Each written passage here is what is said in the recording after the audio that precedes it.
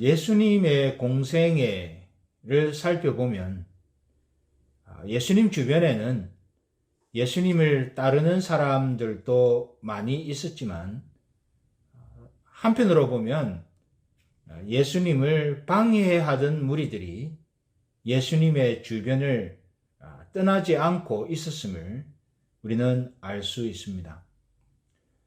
그 중에 대제사장들도 그러했고 사두개인들도 그러했고 열심당원들도 그러했습니다. 그 중에도 특별히 바리새인들은 예수님을 반대하는 무리들의 중심부에 있었는데 이 바리새인들은 대단한 종교적인 열심과 또 학문적인 높은 학문성을 가지고 있는 그런 사람들이어서 당시의 유대인들로부터 대단히 칭송을 받는, 존경을 받는 그런 입장에 있었습니다. 그런데 이 바리새인들이 대표적으로 늘 예수님을 방해하는 역할들을 하고 있음을 우리는 말씀을 통해서 볼 수 있습니다. 오늘 말씀 속에서도 이 바리새인들이 예수님을 방해할 목적을 가지고 예수님과 이야기를, 대화를 나누고 있는 장면을 우리는 목격하게 되는 것이죠.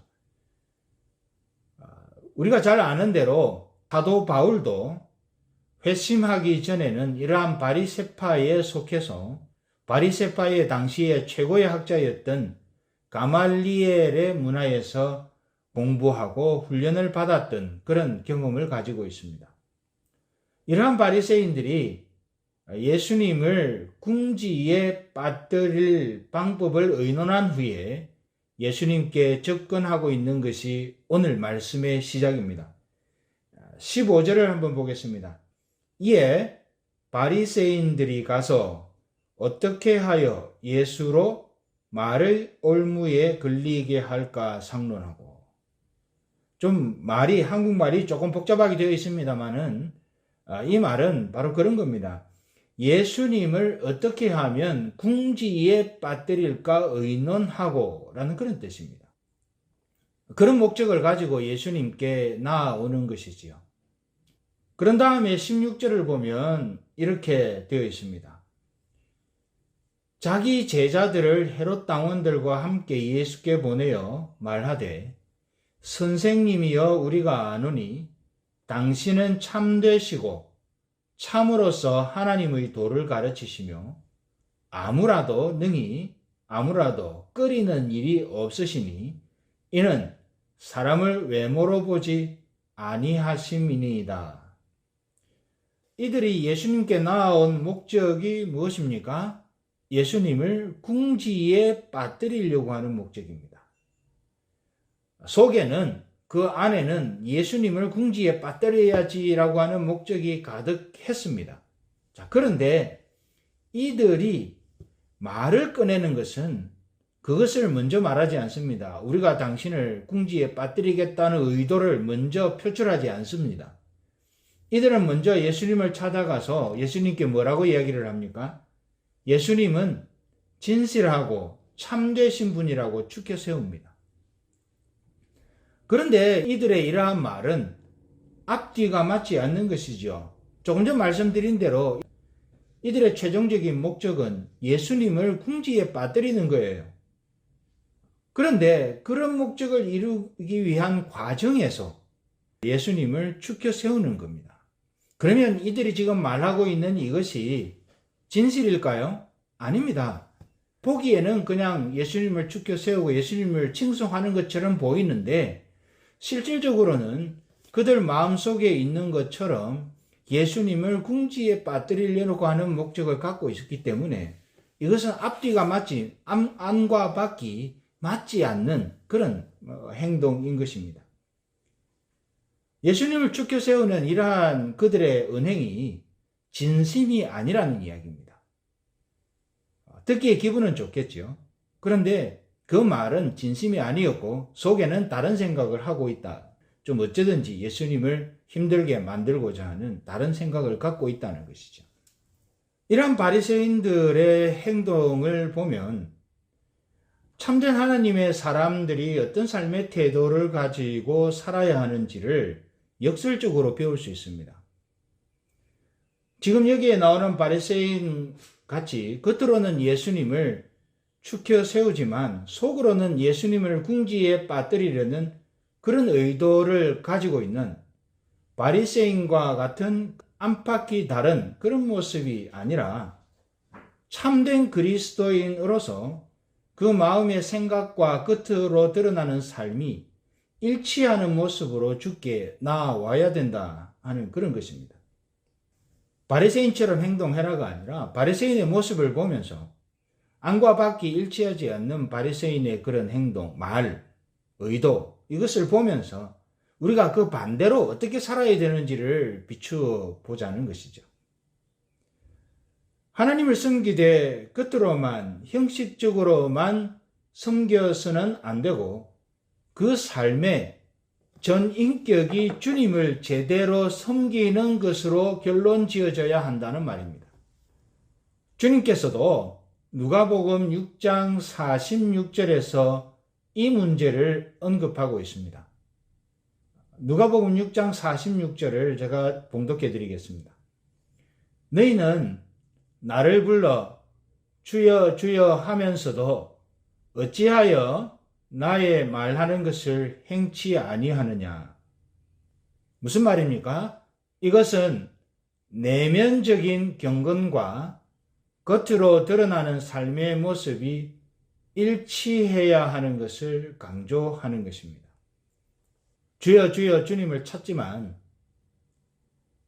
그 내면에는 우리 주님께서 말씀하시는 것, 주님의 명령, 주님의 뜻을 순종하는 것에 대한 마음의 간절함이 없다는 이야기입니다. 겉으로만 주여 주여 한다는 것이지요. 아무쪼록 우리 모두가 삶의 전 인격이 주님을 제대로 섬기는 삶을 살아감으로 하나님께 영광을 돌리는 우리 모두가 될 수 있기를 주의 이름으로 축복합니다.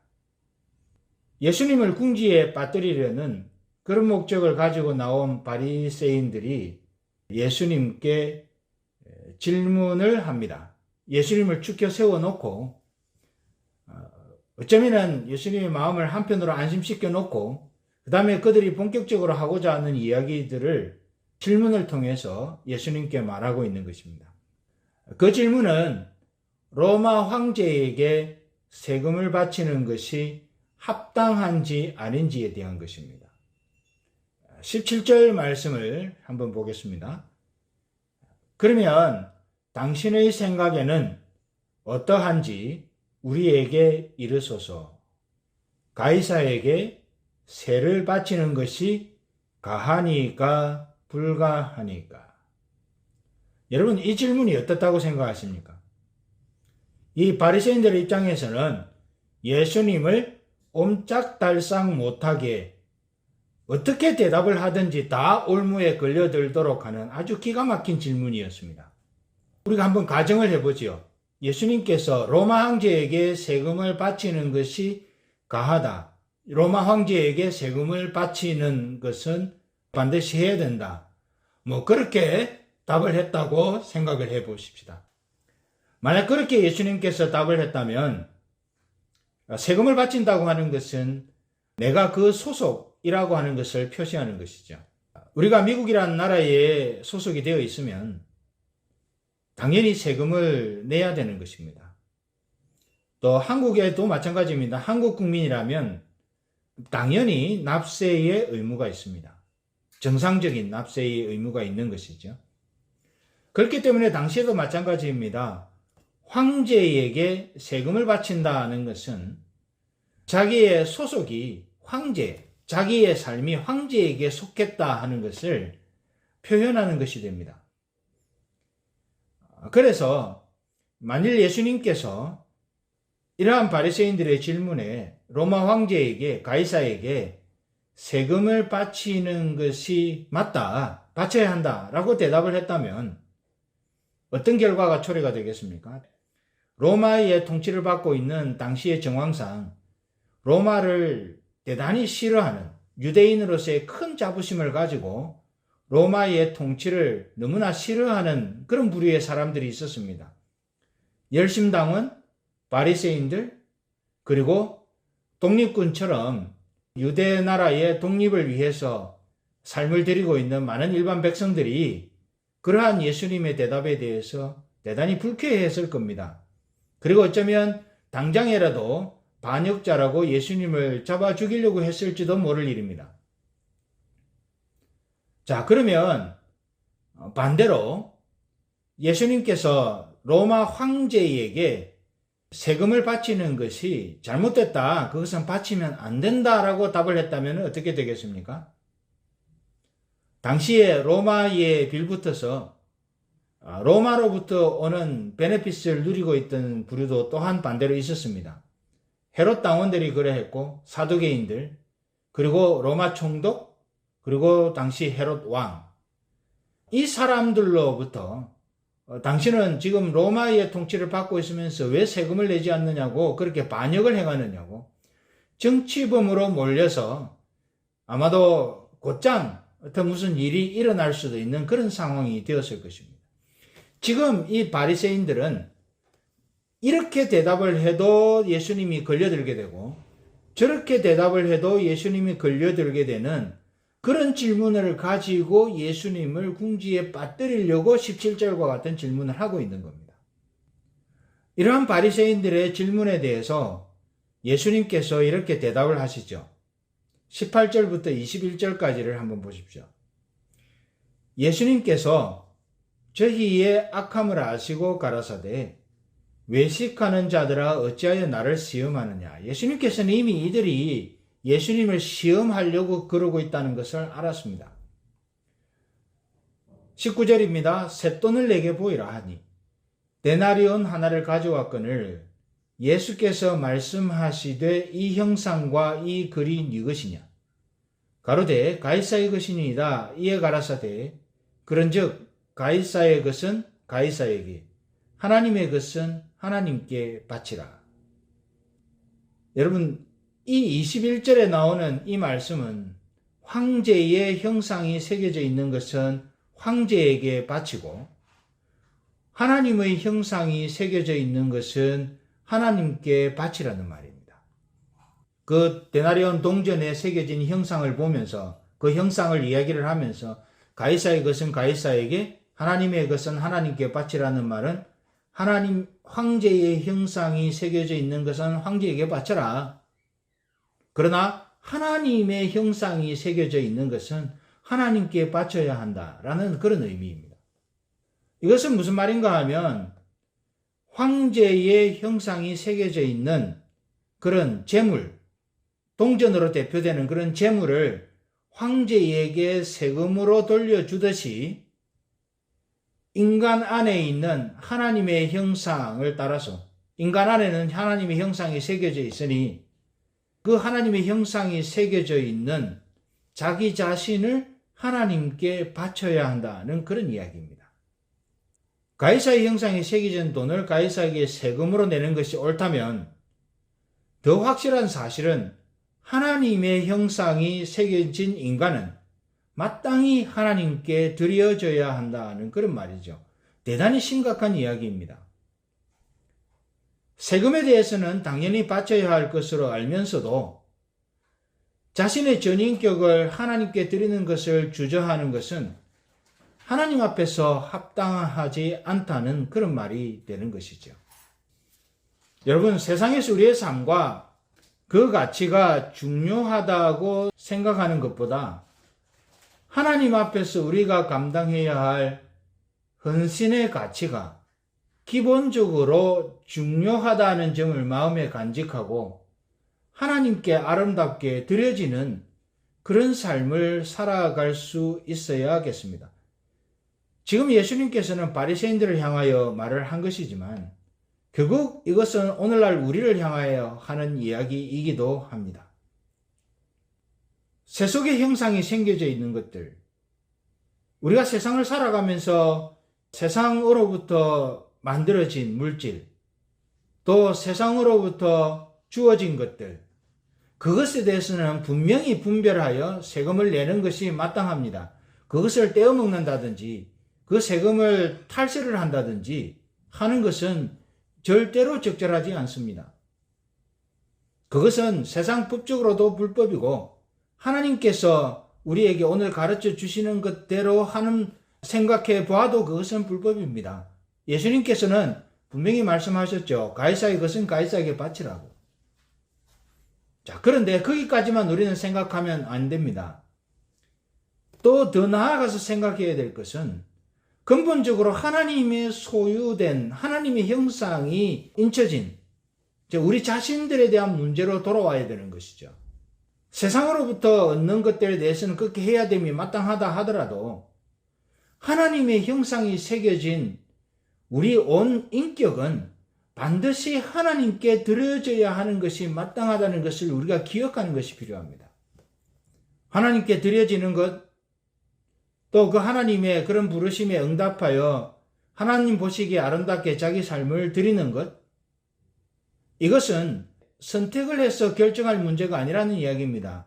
마땅하게 하나님의 백성이라면 모든 인생들이 다 그러해야 하지만 적어도 하나님의 백성된 저와 여러분이라면 이런 문제는 선택의 여지가 있는 것이 아닙니다.